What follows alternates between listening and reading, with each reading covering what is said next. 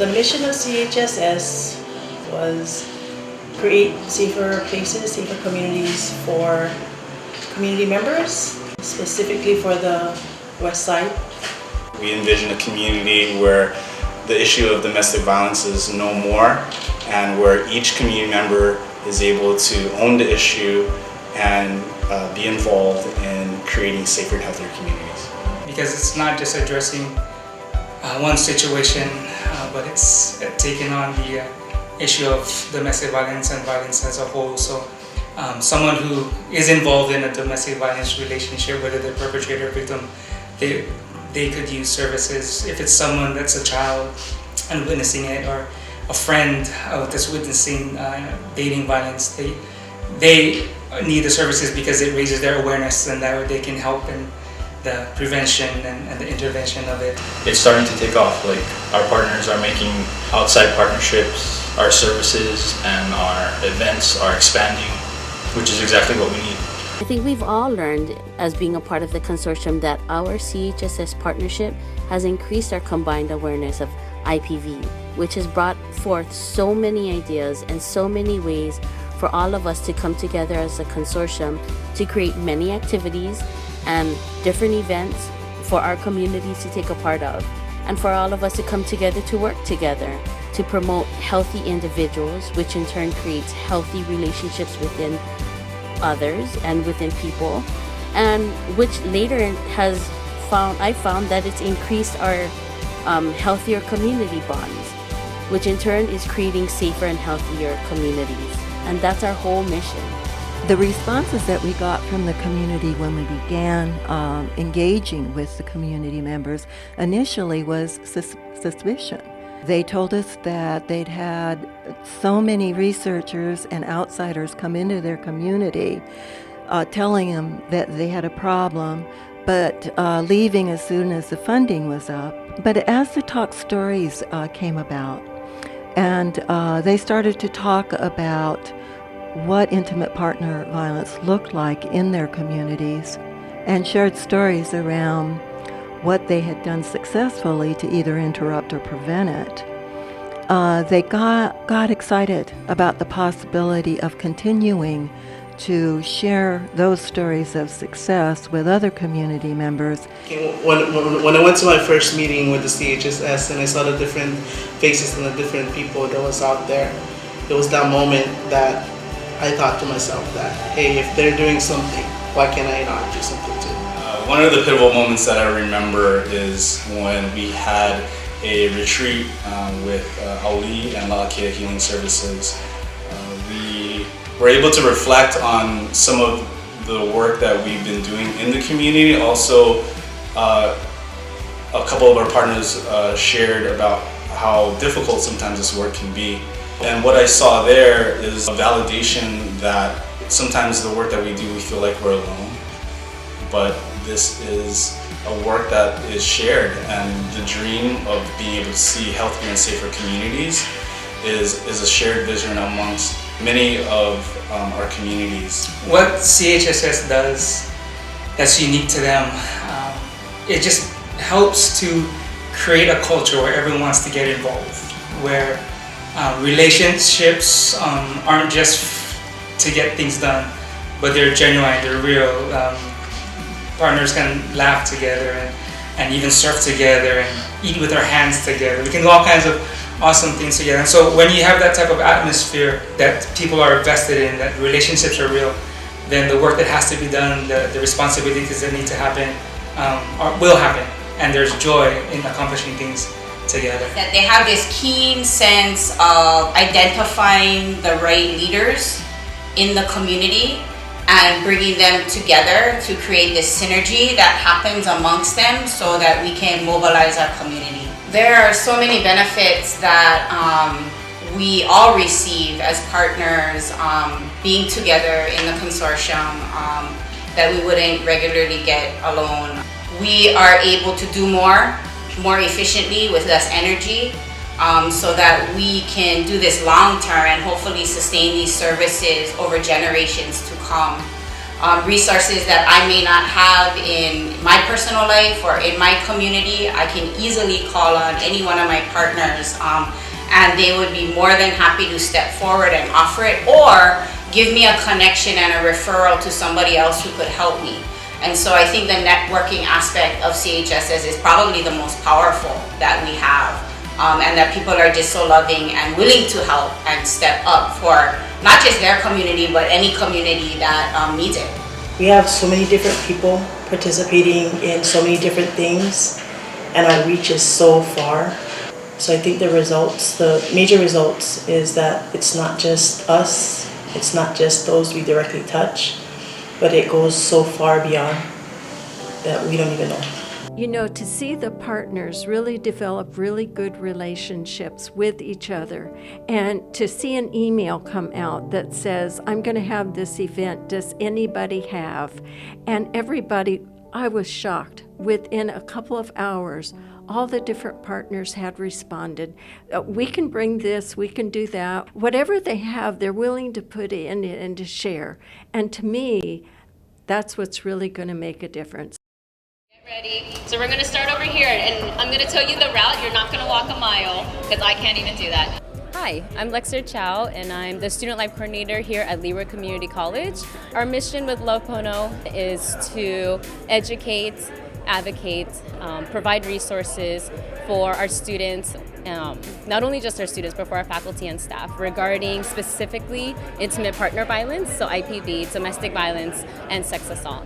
I got started with this organization through meeting Lexer, actually through an event that I was part of with my last semester's Women's Studies class. Since I've been part of this organization, it's great. It's impacted me greatly because I've had my own experiences with domestic violence. So it's kind of been a healing journey for me, and I'm grateful to use my experience to give back in a way that's positive and let other survivors know that they're not alone. I've learned a lot from our faculty that are on our committee. So there are sociologists and our women's studies professors on the campus, and they're fantastic. We don't want to make this a women's issue. So as an example, our walk today, the national organization is Walk a Mile in Her Shoes.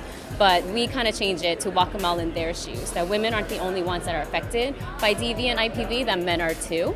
Women as well, please walk with us. So you can choose either different slippers, because again, the whole concept is to walk in someone else's shoes.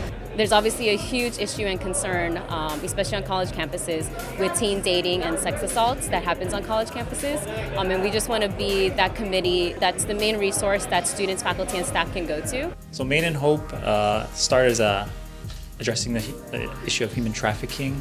It really was a simple beginning of helping some women in the Philippines who were coming out of prostitution and trafficking situations to have a livelihood, a sustainable livelihood by them doing handcrafts, and we were just sort of marketing that. I've been with Made in Hope for about 4 years, and the work that I do is more just being able to engage with communities, being able to give awareness about education about the issue on human trafficking. Awareness is probably, I think that's the first place you start. That gets people like talking about the issue, that gets people educated about what goes on. As far as the issue of human trafficking in Hawaii, I think, and in the United States and probably a lot of places in the world, I think it's such a hidden in plain sight, I guess, kind of issue. If you look for it, you'll find it. If you're not looking for it, you probably won't see it. We can't come up with all the ideas and the solutions ourselves. There's no way we have that kind of brain power. So again, it comes back to a community way of addressing the issue, like how do we put all our heads together and what things can we do to address this issue? The plan is to walk in a single file line, and we're going to walk to the gym, and we have the farthest walk, so we're going to have a brisk walk.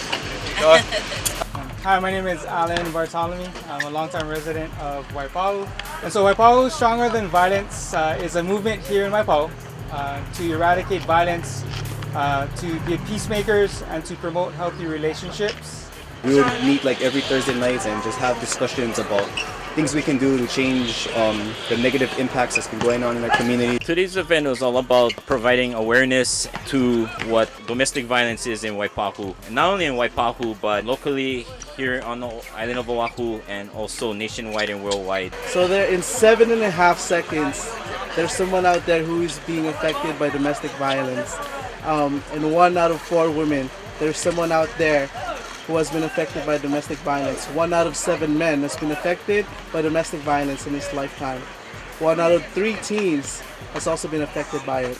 Some of the past events that we had included a kendama contest. That's when kendamas are hot, and so we gave away free kendamas to everyone that came in, and we just talked about healthy relationships and talked about anti-bullying, especially with the young people. We also did another event where we had the launch of Waipahu Stronger Than Violence, and we gave away shirts, we gave away all types of swag, if you will, and also had a lot of resources to connect people with. We've also done sign waving, and so we have a basketball team called the Court Kings. The Court Kings started with some boys from the community looking for a place to play basketball, because when they were coming to the gym, they were being harassed, they were being bullied, they were even being forced into doing things that they didn't want to do. And so they're looking for a safe place to play basketball, and they asked if they could come to our church. We have a basketball court there, and we said, yes, of course, please come and play. And then one of the boys asked me to be their coach, and I said, if you could get more people to come, we need at least 5 to come, and the next day there was 5 of them. And from that first day, we have now about over 20, almost 30 kids coming out at any given practice. And so we just want to use basketball as a means to give the kids something positive to do and to teach them about healthy relationships, teach them how to deal with conflict, and teach them how to deal with violence. I'm a family outreach worker, and I work with at-risk families out on the Waianae Coast, CPS prevention program. We work with families with children 18 and under on the Waianae Coast from Kahe Point to Kaena Point. There's a lot of domestic violence, so we try to bring the awareness out on this community. There is services that's provided here. It's just families need to know more about the services out here. Not a lot of families out here knows about services. Our community outreach component is a lot more people in terms of organizations, a lot more volumes of people. So we participate in a lot of community events. Our biggest event, which is partnered by a lot of community organizations, maybe there's 10 of us that pull it together, and we do it every April for Child Abuse and Neglect Prevention Month. It's called Waianae Coast Keiki Spring Fest.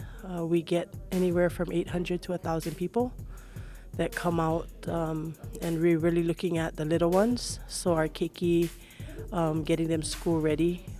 We do it on a school day, so all the older kids are in school. We have about 50 to 60 program participants. More recently, we've done several community baby showers. We call them Healthy and Hapai, getting ready for keiki or getting ready for baby.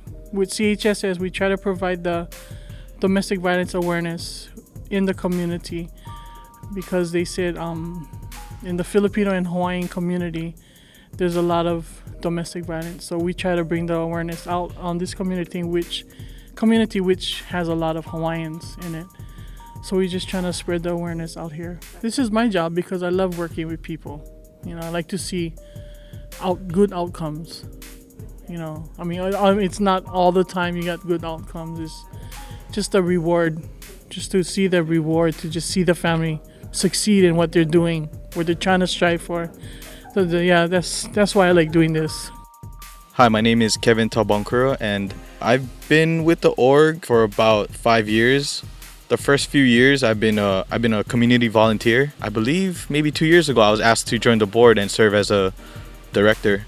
So our mission for our organization is to improve the lives of our community residents throughout Ewa Beach. Well, not just Ewa Beach, but the entire Moku Ewa Beach. So like the entire leeward coast. So some of the programs that we've done is with Nakamakai, which is the Ocean Safety and Awareness Program.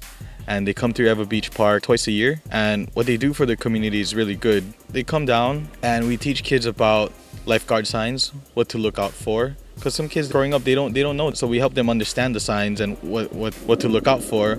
We take them on a double hull canoe and we take them as far out as we can, and we like to turn them around and face land so they can see the connection between the land and the ocean. So what you do on land could affect the way our oceans could become. It's just really good for the community. I mean, like, we never had any of this kind of stuff before growing up. So to actually have the org come out and help out and do these kind of things makes Ever Beach and makes the whole place a bit better. I live and grew up in Ever Beach my entire life, so I've seen some of the issues that we have, like the homelessness, the drug problem. Hopefully through the org we can improve the quality of life over there and make it a better place. I don't remember having a ho'ola program or ukulele class or art after-school art program. You know, art and music is a dying breed in our schools, and we kind of need those kind of things to help spark creativity of the minds of our young children.